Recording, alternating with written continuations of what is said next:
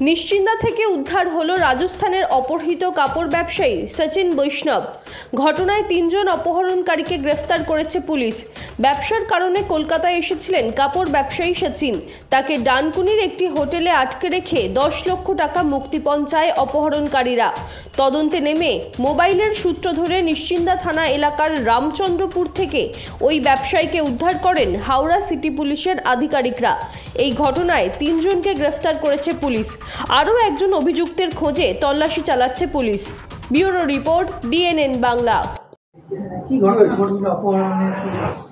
এটা আমাদের 14 আর 15 তারিখ তার মাঝখানে যে রাতটা, সেই রাতে অ্যারাউন্ড 2:40 নাগাদ আমাদের ওসি নিশ্চিন্দার কাছে একটা ফোন আসে। সেই ফোনে যে খবরটা আসে সেটা হচ্ছে যে রাজস্থানের একজন ব্যবসায়ীকে অপহরণ করে আমাদের এই নিশ্চিন্দা থানা এলাকায় কোথাও আটক করে রাখা হয়েছে। তো সেই খবরটা পেয়ে ওসি নিশ্চিন্দা এবং ওনার টিম ইমিডিয়েটলি রেসপন্ড করেন এবং রেসপন্ড করে ওনার একটা লোকেশন পান। এই লোকেশনটা কিভাবে পান সেটাও বলি। যিনি ভিকটিম আছেন সেই ভিকটিম কোনোভাবে নিজের লাইভ লোকেশন যেটা আছে সেই লাইভ লোকেশনটা শেয়ার করতে সমর্থ হয়েছিলেন। মানে ওই ভিকটিমের যে হোয়াটসঅ্যাপ আছে সেই হোয়াটসঅ্যাপ ভিডিও কল করেই যে মুক্তিপণ চাওয়া হচ্ছিল, সেই মুক্তিপণটা চাওয়া হচ্ছিল ওই হোয়াটসঅ্যাপ ভিডিও কল করেই। ফলে উনি যখন ওই ভিডিও কল করেন তারই সুযোগ নিয়ে হোয়াটসঅ্যাপে উনি নিজের লাইভ লোকেশনটা পাঠিয়ে দেন। সেই লাইভ লোকেশনটা আমাদের হাতে আসে।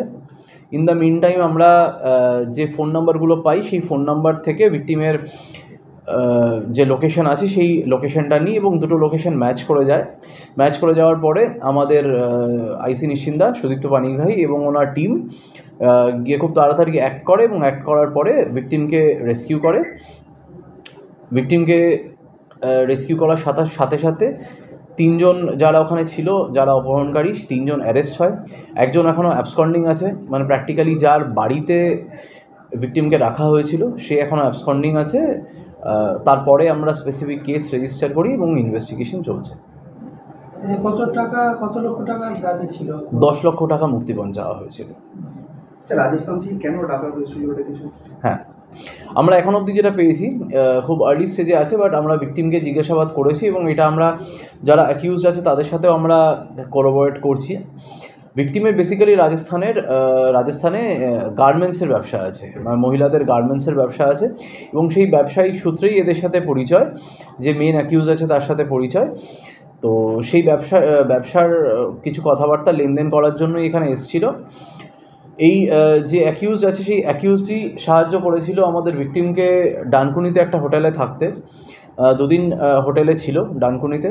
তারপর তার ফিরে যাওয়ার ব্যাপার ছিল, কিন্তু যেদিন ফিরে যাওয়ার ব্যাপার সেই সময় যে অ্যাকিউজ আছে তারা রিয়েলাইজ করে যে ভিকটিম তার কাছে বেশ কিছু লিকুইড ক্যাশ আছে এবং তখনই আর কি এই চিন্তাভাবনাটা আসে যে ওকে যেতে না দিয়ে রিস্ট্রেন করে রাখা, কিডন্যাপ করে রাখা এবং মুক্তিপণ চাওয়া। যাদেরকে অ্যারেস্ট করা হয়েছে তাদের কি পুরনো কোনো ছিল যে তারা কোনো অপরাধমূলক কাজের সঙ্গে যুক্ত? না, এখনও আমরা সেরকম কিছু পাইনি, বাট আমরা দেখছি, এটা খতিয়ে দেখছি। 3 জন অ্যারেস্ট হয়েছে তাদের নাম আর কোথায় থাকে তারা? যে 3 জন অ্যারেস্ট হয়েছে, একজনের নাম হচ্ছে মৃত্যুঞ্জয় ঝা এলিয়াস সত্যম, দ্বিতীয় জনের নাম হচ্ছে জিতেন্দর শ এবং তৃতীয় জনের নাম হচ্ছে অভিষেক শর্মা। কোথায় থাকে এরা মৃত্যুঞ্জয় এবং জিতেন্দর, এদের দুজনেই নিশ্চিন্দার বাসিন্দা। অভিষেক হচ্ছে উত্তরপাড়া থানা এলাকার বাসিন্দা। রাজস্থান থেকে যিনি এসেছিলেন ওনার বাড়ির লোক কি ডাকা হয়েছে? হ্যাঁ, ওনার বাড়ির লোকের সাথে ওখানে লোকাল পুলিশের সাথেও আমরা কন্ট্যাক্ট করেছি এবং ওনার বাড়ির লোকের সাথেও আমরা কন্ট্যাক্ট করেছি। ওনার বাড়িতে বয়স্ক মা বাবা আছেন। বাবা গভর্নমেন্ট এমপ্লয়ি ছিলেন, কিন্তু যেটা আছে একটু অসুস্থ আছেন। বাবা অসুস্থ আছেন, বয়স্ক আছেন। মা হোম মেকার আছেন, ফলে মা বাবা কারোর পক্ষে এখানে আসা সম্ভব হয়নি, কিন্তু ওনারা অন্যান্য রিলেটিভদের মাধ্যমে এবং যা লয়ার আছে সেগুলো পাঠিয়েছেন। ভিকটিমকে কি বেঁধে রাখা বা কোনো টর্চারিং কিছু? না, আমরা সেরকম কোনো কিছু পাইনি। ভিকটিমকে মানে বাড়ির লোকের হাতে হ্যান্ড ওভার করা বা সেটা কীভাবে পৌঁছে দেওয়ার ব্যবস্থা হবে? আজকে এখন তো এটা বেসিক্যালি ইনভেস্টিগেশন চলছে। ভিকটিমের আমরা যেটা ম্যাজিস্ট্রেটের সামনে গোপন জবানবন্দি যেটাকে বলি, যেটা আগে 164 CRPC ছিল, এখন 183 BNSS হয়েছে, সেই প্রসেসটা আজকে কমপ্লিট হওয়ার পরে এরপর যদি ভিকটিমকে আর কিছু তদন্তকারী অফিসার কিছু জিজ্ঞাসাবাদ করে তারপর ভিকটিমকে হ্যান্ড ওভার করে দেওয়া হবে।